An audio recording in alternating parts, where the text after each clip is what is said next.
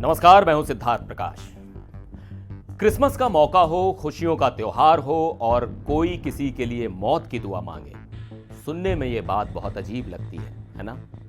लेकिन यूक्रेन के राष्ट्रपति वोलोदिमीर ज़ेलेंस्की ने ठीक यही किया है। उन्होंने बिना नाम लिए इशारों इशारों में रूस के राष्ट्रपति व्लादिमीर पुतिन के लिए एक ऐसी विश मांगी है जिसने पूरी दुनिया को चौंका दिया है। ज़ेलेंस्की ने कहा, हमारी बस एक ही इच्छा है कि वो मर जाए। लेकिन इस गुस्से के बीच एक बहुत बड़ी खबर और भी है। वो ये कि ज़ेलेंस्की अब युद्ध खत्म करने के लिए अपनी जमीन, अपने अहम इलाकों से सेना हटाने को भी तैयार हो गए हैं। क्या है ज़ेलेंस्की का यह नया 20 पॉइंट प्लान और क्या पुतिन की मौत की दुआ के पीछे छिपा है उनकी हताशा का दर्द? आज इसी पर बात करेंगे। सबसे पहले बात उस बयान की जो सुर्खियों में है। 24 दिसंबर की शाम यानी क्रिसमस ईव पर ज़ेलेंस्की ने देश को संबोधित किया। उन्होंने साफ कहा कि रूस ने हमें इतना दर्द दिया है लेकिन वो हमारे दिलों पर कब्जा नहीं कर सकता।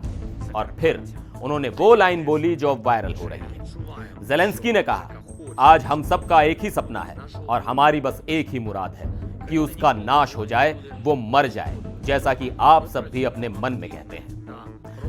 हालांकि ज़ेलेंस्की ने पुतिन का नाम नहीं लिया लेकिन इशारा बिल्कुल साफ था। ज़ेलेंस्की का यह गुस्सा बेवजह नहीं है।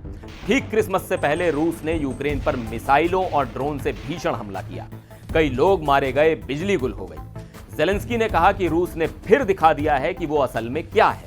उन्होंने इन हमलों को गॉडलेस यानी नास्तिकों का हमला बताया।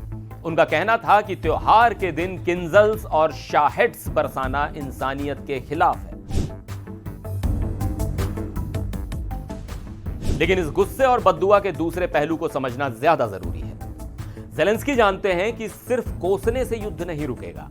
इसलिए पहली बार, मैं रिपीट कर रहा हूं, पहली बार ज़ेलेंस्की ने साफ संकेत दिए हैं कि वो समझौता करने के लिए तैयार हैं। रिपोर्टर्स के साथ बातचीत में ज़ेलेंस्की ने अपने 20 पॉइंट प्लान का भी जिक्र किया। सबसे बड़ी बात यह है कि कीव अब देश के पूर्वी हिस्से यानी डॉनबास के इंडस्ट्रियल इलाकों से अपनी सेना वापस बुलाने को तैयार है। यह वही इलाका है जिसे लेकर सबसे ज्यादा झगड़ा है। ज़ेलेंस्की का प्रस्ताव है कि अगर रूस भी वहां से पीछे हट जाए तो उस इलाके को एक डीमिलिटराइज्ड जोन यानी सेना मुक्त क्षेत्र बना दिया जाए जिसकी निगरानी इंटरनेशनल फोर्स करेगी। यह एक बहुत बड़ा यू टर्न है। अब तक ज़ेलेंस्की कहते थे कि 1 इंच जमीन भी नहीं देंगे, लेकिन अब वो डॉनबास में पीछे हटने को तैयार हैं। इतना ही नहीं, ज़ैपोरिज्जिया न्यूक्लियर पावर प्लांट जो अभी रूस के कब्जे में है, वहां भी वो ऐसा ही अरेंजमेंट चाहते हैं। हालांकि उन्होंने साफ कर दिया कि किसी भी शांति समझौते पर वो अपनी जनता से पूछेंगे, यानी वहां रेफरेंडम कराया जाएगा। अब सवाल यह है कि क्या पुतिन इसे मानेंगे? देखिए, रूस ने अभी तक ऐसा कोई संकेत नहीं दिया है कि वो अपनी जीती हुई जमीन छोड़ेगा। रूस ने लुहांस्क और दोनेट्स्क के बड़े हिस्से पर कब्जा कर रखा है और पुतिन चाहते हैं कि ज़ेलेंस्की इन इलाकों को हमेशा के लिए भूल जाएं। उधर डोनाल्ड ट्रंप की एंट्री ने भी समीकरण बदल दिए हैं। ट्रंप का जो प्लान पिछले महीने सामने आया था उसे रूस के पक्ष में माना जा रहा था। अब यूक्रेन और यूरोपियन यूनियन कोशिश कर रहे हैं कि किसी तरह ट्रंप के प्लान को कीव के फायदे की तरफ मोड़ा जा सके।